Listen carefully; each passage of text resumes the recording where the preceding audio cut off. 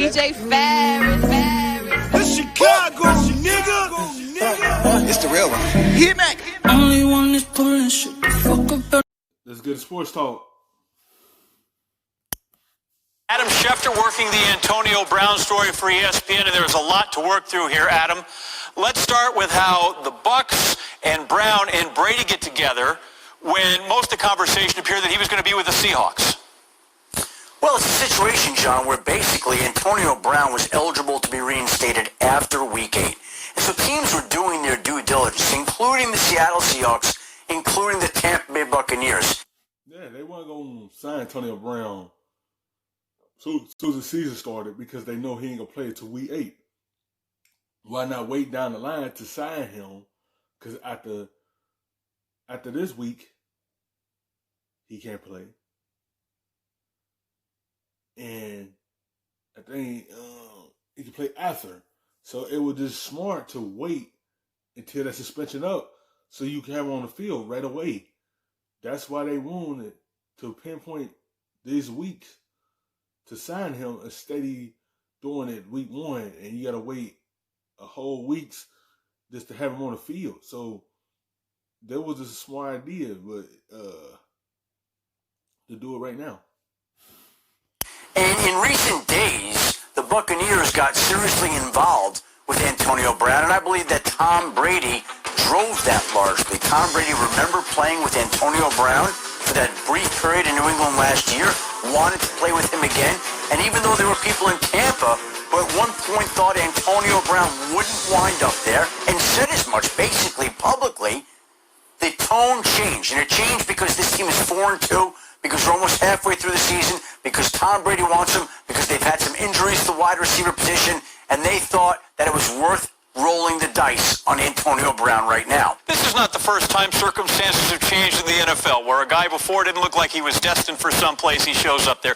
You touched on this a little bit with Tom pushing for it and maybe some injuries and the record at 4-2. But what do you suppose changed with Arians? Because at some point, he's still a boss who's going to have to put him out there. Well, John, let's keep in mind that was almost 2 years ago. And 2 years is an eternity in the NFL. And last year, they went through the season they did with Jameis Winston. And this year, with Tom Brady playing quarterback, they have a chance to make a real playoff push.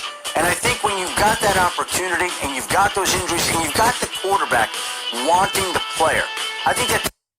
Yes, they brought him in to pick things up until everyone is on the field. To have a wide receiver out there that can have an impact in an instant with Tom Brady. They send that 4-2. They kind of made this playoff push. And that's why he's been brought in. Once everyone's on the field together healthy, and he's on the field with the weapons, there's only one football to go around. Is he going to be a teammate? You know, had the patience when the football finally come his way? And then you got to watch as his teammates catch the football. If the football don't come him, is he going to be willing to block? Is he going to be willing to sacrifice things at this point in his career? And you got to wait and see that. But he's going to be a big part of this offense. You know, it's a lot of weapons on his team. It's all about patience when you're with a team like this. Tells you a lot. And if you look at this and break it down, think about it this way. You had Russell Wilson and Geno Smith, the two quarterbacks in Seattle, pushing for Antonio Brown to wind up as a Seahawk. You had Tom Brady in Tampa pushing for Antonio Brown to wind up as a Buccaneer. When you've got the backing and the support of the most powerful players in those organizations, that gives you a real chance to change some minds the way that Bruce Arians once thought, and to make it such that now Brown has a 1-year agreement with the Tampa Bay Buccaneers. Yeah, certainly strong guys and probably control that locker room and to some extent probably make sure that Brown does what is supposed to be done there. Finally, just some last things, or what else is there for him to do before he gets out on the field?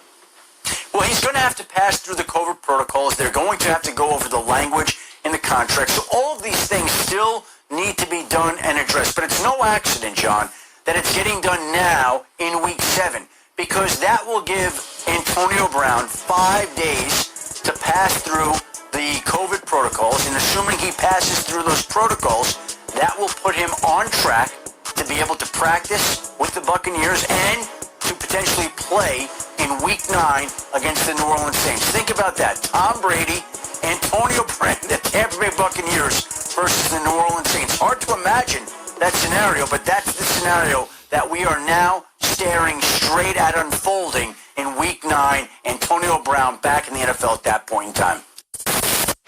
Thank you for watching ESPN on YouTube.